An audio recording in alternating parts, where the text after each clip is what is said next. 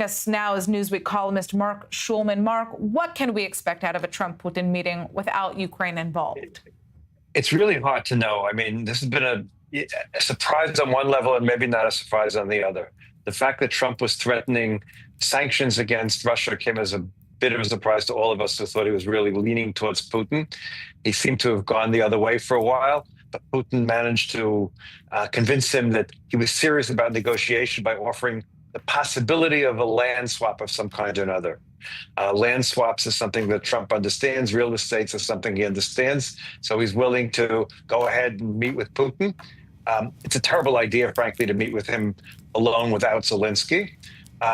It's also the thought that what Putin wants is just a little bit of a land swap is, of course, not realistic. Putin wants much more than that. Putin wants guarantees that Ukraine will remain demilitarized to some extent with no alliances with any Western states. The fear amongst Ukrainians and many Europeans is that Trump will give in and Trump will agree to it. And then suddenly there'll be Trump and Putin against Zelensky.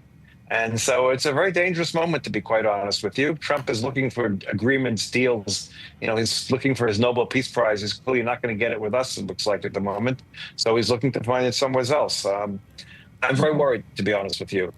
One of my biggest concerns about the Trump presidency all along was the fact that he had opposed Ukraine and had supported Russia by and large in terms of their invasion into Ukraine.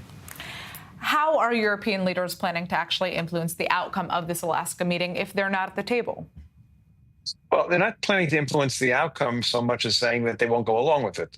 I mean, the question is, what will happen if Trump agrees to Putin's terms, give or take, and there is an agreement? But it's not an agreement that Zelensky is willing to accept, the Ukrainian people are willing to accept.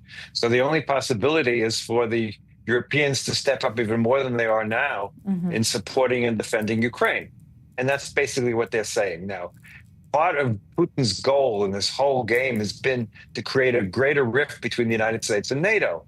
Now, he couldn't do that with Biden, obviously, but Trump, who by and large is not a great fan of NATO, is much more susceptible to that. So the Europeans are walking a careful line because they want to keep Trump's involvement in NATO and support of NATO on one hand, which has been iffy all along. On the other hand, they're not willing to give up on Ukraine and give Ukraine up to Putin. So it's going to be a very iffy question at the moment.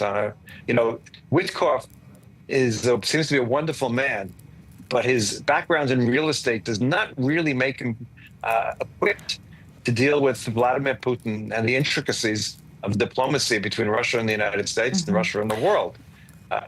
He's not Kissinger. Marc, quick answer here. What is Trump's ultimate goal out of this meeting? He wants to bring the war to an end, and he's hoping to get a Nobel Peace Prize for doing it. That's his quick goal.